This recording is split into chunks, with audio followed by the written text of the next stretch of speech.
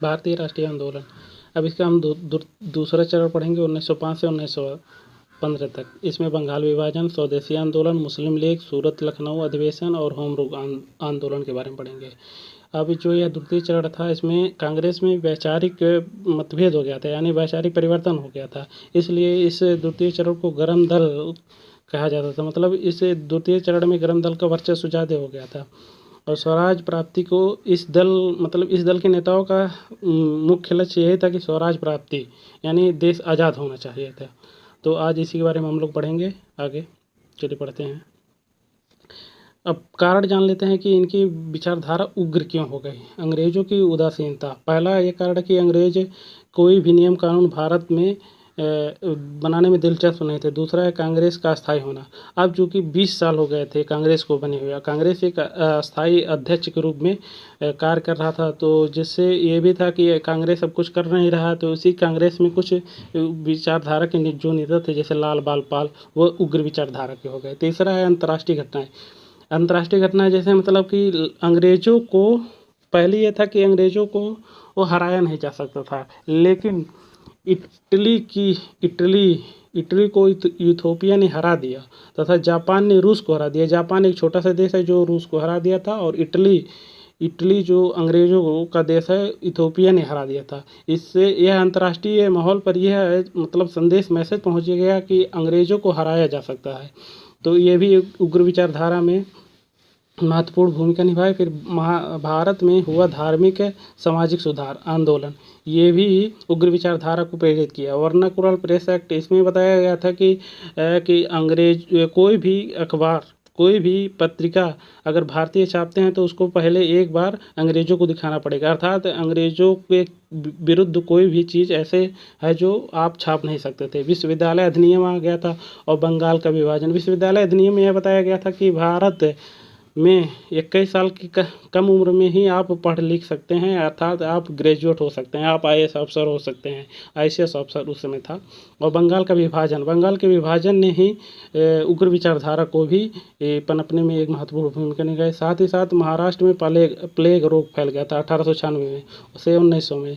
तो 1896 में प्लेग रोग फैलने के कारण जहाँ एक तरफ महाराष्ट्र में महामारी फैली हुई है, उधर दूसरी तरफ तो अंग्रेज भारतीयों का शोषण कर रहे थे। उसी शोषण का विरोध 1897 में तिलक जी ने किया था, जिसके बाद उनको जेल में डाल दिया जाता है 18 साल के लिए। हालांकि 18 साल पूरा नहीं हुए थे, कुछ ही साल बाद इनको मतलब जेल से रिहा कर दिया जाता है। अब इनकी विचारधारा जो कार्य पद्धति थी, इनकी जो विचारधारा थी वो नरम दल से बिल्कुल अलग थी। इनकी जो विचारधारा थी वो धरना प्रदर्शन, जुलूस, हड़ताल, जन आंदोलन में विश्वास करते थे। और तिलक जी का तो कहना था कि स्वराज हमारा जन्म सिद्ध अधिकार है, इसे मैं लेकर रहूँगा। जबकि नरम दल के लोगों का यह कहना था कि स्वराज हमारा जन्म सिद्ध अधिकार, इसे हमें दे दीजिए।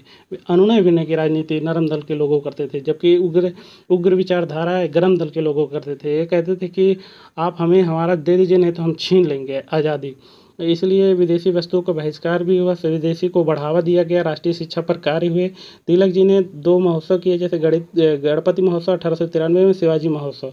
इन्होंने धर्म को अपना हथियार बनाया ताकि अंग्रेजों के विरुद्ध कार्य किया जा सके। सीमाएं इसमें कुछ कि कांग्रेस सब में अब 2 वैचारिक मतभेद हो गया था, यानी नरम दल और गर्म दल, दो वैचारिक मतभेद हो गया था, जिससे कांग्रेस में 2 दलों को विभाजन हो गया था। और दूसरा धार्मिक प्रतीक, जैसे मुसलमान लीग, मतलब मुस्लिम लीग का, जैसे हिंदू तिलक जी गणपति महोत्सव मनाने के वजह से, शिवाजी महोत्सव मनाने की वजह से धर्म जो को हथियार बनाए, इसमें मुस्लिम लीग मुस्लिम तबका था जो कटने लगा। इसी वजह से मुसलमानों ने अपना अलग एक लीग बना लिया। अब उसके बाद बंगाल का विभाजन देखते हैं। उस समय के बंगाल में पश्चिम बंगाल, असम, उड़ीसा, बिहार और झारखंड आते थे। और बंगाल का विभाजन 1905 में हो जाता है लॉर्ड कर्जन के द्वारा। लॉर्ड कर्जन का कार्यकाल 1899 से 1905 तक का होता है, जिसमें स्वदेशी आंदोलन, बंगभंग आंदोलन, बहिष्कार आंदोलन होते थे। इसके कारण जान लेते हैं।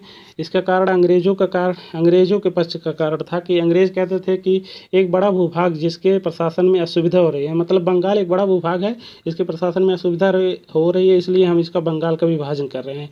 जबकि भारतीय भारतीयों के पक्ष में ये मतलब भारतीयों के पक्ष में ये कारण था कि भारतीय कहते थे कि बंगाल एक राष्ट्रवाद का केंद्र है, अतः हाँ अंग्रेज राष्ट्रवाद को दबाना चाहते थे। और वास्तविक कारण यह था कि हिंदू मुस्लिम अंग्रेज जो है हिंदू मुस्लिम राजनीति की खेल रहे थे, अर्थात ये सांप्रदायिकता का बीज बोल रहे थे। तो